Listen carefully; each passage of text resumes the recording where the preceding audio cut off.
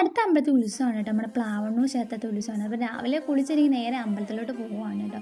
അപ്പം അമ്പലത്തിൽ സത്തായം കഴിഞ്ഞ് കഴിഞ്ഞാൽ അമ്പലത്തിൽ ഉത്സവം തുടങ്ങി കഴിഞ്ഞാൽ പറ്റുന്ന ദിവസങ്ങളെല്ലാം അമ്പലത്തിൽ പോകണം. ഇക്കൊല്ലം ഒന്നും നടന്നില്ല. ജോലിക്ക് പോകുന്നതുകൊണ്ട് ഒന്നും നടക്കണതുമില്ല കേട്ടോ. അപ്പം പിന്നെ രാവിലെ അമ്പലത്തിലോട്ട് പോകുമ്പോൾ ദേവിക്ക് ഒന്നും കൊടുക്കാതെ എങ്ങനെയാണ് പോകണം. അപ്പം കുറച്ച് പൂവൊക്കെ പിച്ചിക്കൊണ്ട് ദേവിനെ കാണാനും പോകണം കേട്ടോ. അപ്പോൾ രാവിലെ ഒരു 8 മണിയൊക്കെ ആയപ്പോഴത്തേക്ക് ചെന്ന് നല്ല തിരക്കുണ്ടെന്ന്. അവസാനത്തെ ദിവസം ആയതുകൊണ്ടേക്ക് നല്ല തിരക്കുണ്ടെന്ന്. നമ്മൾ പറയൊന്നും ഇട്ടിട്ടില്ലായിരുന്നു. അപ്പം പറയ്ക്കുള്ള രസീതും അർച്ചനയ്ക്കുള്ള രസീതും ഒക്കെ ഇത് അതൊക്കെ നടത്തി കുറച്ച് നേരം അമ്മേനെ കണ്ട് നല്ല രീതി മനസ്സ് തുറന്ന് പ്രാർത്ഥിച്ചിട്ടോ. പിന്നെ ചന്ദനത്തിരിയും കർപ്പൂരം അതുപോലത്തെ സംഭവങ്ങളൊക്കെ മേടിച്ചുകൊണ്ട് കൊടുത്തിട്ടുണ്ടായിരുന്നു. പിന്നെ കുറച്ച് നേരം അവിടെ ഇരുന്നിട്ട് അമ്പലത്തിൽ ചെന്നിരിക്കുമ്പോൾ നമുക്ക് മനസ്സിനൊരു ആശ്വാസം.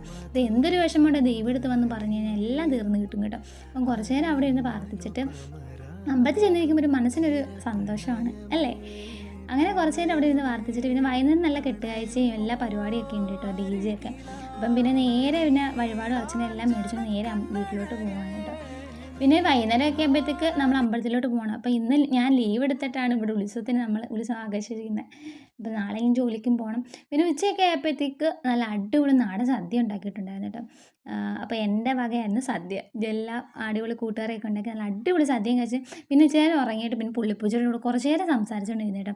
പിന്നെ നമ്മുടെ ഇവിടുന്ന് പിള്ളേർ ഫ്ലോട്ടും DJ ഒക്കെ ഇറക്കുന്നുണ്ടായിരുന്നു. ആ കാഴ്ചകളൊക്കെ കണ്ട് കുറച്ച് നേരം പോയി നിന്ന് കേട്ടോ. അപ്പം പിന്നെ വൈകുന്നേരമൊക്കെ ആകുമ്പോഴത്തേക്ക് നേരെ അമ്പലത്തിലോട്ട് പോകണം. ആ ഒരു വിശേഷം അടുത്തൊരു വീഡിയോ ഇട്ടിടാവേ. ബായ്.